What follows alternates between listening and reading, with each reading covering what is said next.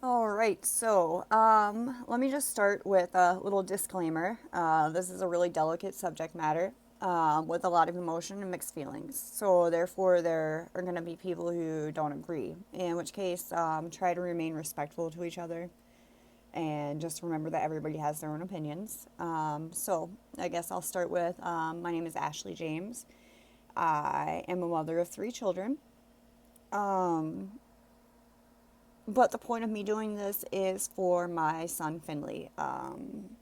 When he was about a month and a half years old, he was diagnosed, I guess, so to speak, with non-accidental head trauma, meaning that somebody hurt him, whether purposely or not on purpose.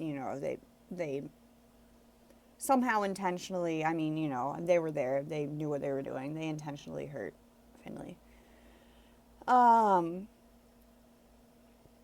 so the reason I'm really doing this isn't to prove my innocence. It's not to, I don't know, get attention. I don't know. The reason I'm doing this is to try and help myself and try to maybe help other people in my situation. Because until this happened to me, I didn't realize just how many people there were in a situation like mine. So I guess I'm just trying to do kind of like a video diary kind of thing. I guess they call it a vlog these days. To kind of get my story out there, to get Finley's story out there, and to get the voice of every child that ever has been victim to non-accidental head trauma, to get their voice out there as well. So I guess I'll start with Finley's story for the first video. What happened was, and keep in mind that I do relive this day every day for the last year and a half. But I still get emotional. I'm going to try really, really hard not to for the sake of the video.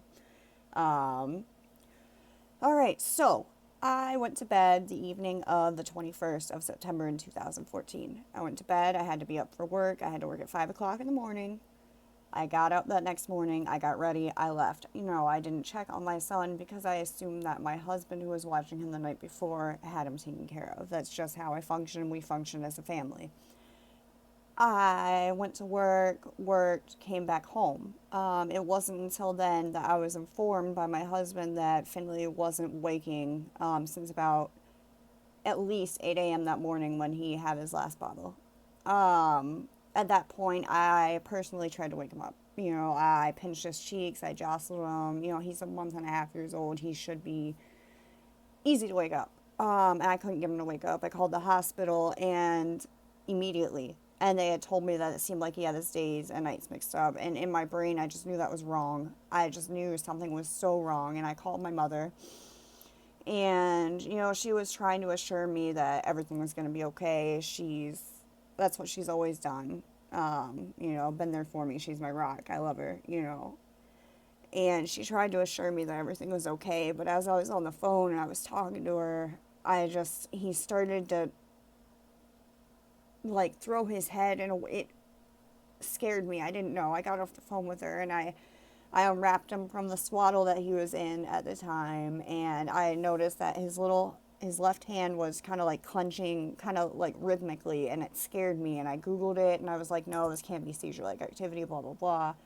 And next thing I know, he just looks up at me, and his looks me right in the eyes, and he just starts throwing his head off to the one side, and I was like, oh my god, I think this is a seizure. I didn't know. We called my husband's sister to come get our oldest son at the time, so that we could take him to the hospital.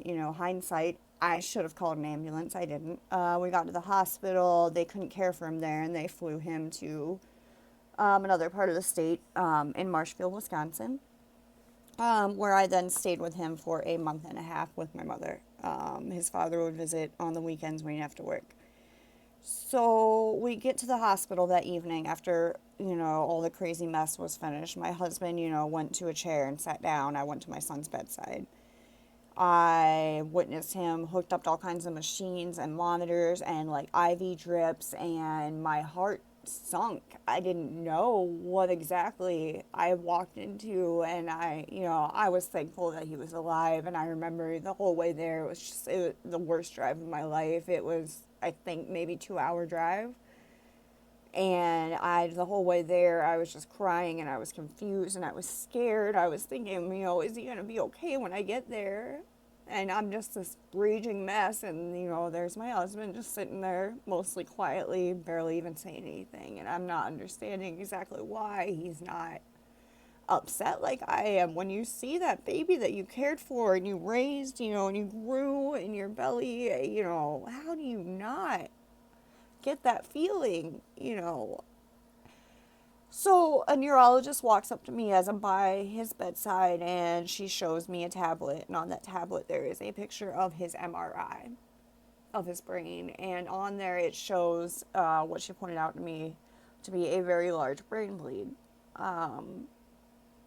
She said it was a subdural hematoma, and she said that this is basically, she told me, it was non-accidental head trauma, that he had shaken baby syndrome. And at that moment, I wasn't sure if I was going to hit the floor and pass out, throw up, or jump across the room and strangle my husband. I, to this day, kind of wish it was the third. But I, at that time, wasn't ready to admit that he could have done that. When you love somebody, you don't want to admit that. And even now, it's kind of hard, but I've come to that conclusion. I need to. I need to realize the truth. I have realized the truth, and I just want, a conclusion to all this for Finley, for all my kids, so that we can just move on. So, the neurologist shows me the MRI, and my heart's broken. I don't know what to expect. I asked the doctor, is he going to be okay? Is he going to make it? And he said it's a 50-50 at this point. I, over the time of being in the hospital, was informed that that's the most medication they've ever had to give to a baby to stop seizures. I, seen him on ventilators because he couldn't breathe on his own. I seen him have seizures. I was there the first time he opened his eyes, even through all that medication. It's so much. It's so hard. He was so tiny and he was such a fighter, and I'm so proud of him. And I couldn't have named him anything better. Finley, fair-haired warrior, and he's nothing but. He's more than. He's amazing. And it's not fair that this is his life. It's not fair that this is his life.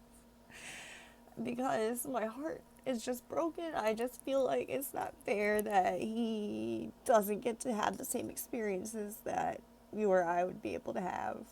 I mean, I can hope that he will, but at this point, at over a year and a half, I have a lot of hope for him, but I still need to think of the worst and not get my hopes up for him. I love that boy more than anything, and I'm so proud that he can smile through all of this. He's beautiful, and it's just not fair. And that's why I'm doing this, because more children than are victim of abuse and trauma when they're babies like Finley, or even when they're older, and I'm sick of it. I'm done, and it's not fair for these children. They don't deserve it. They're innocent. They're babies yet. There's so much more world out there, and it just upsets me.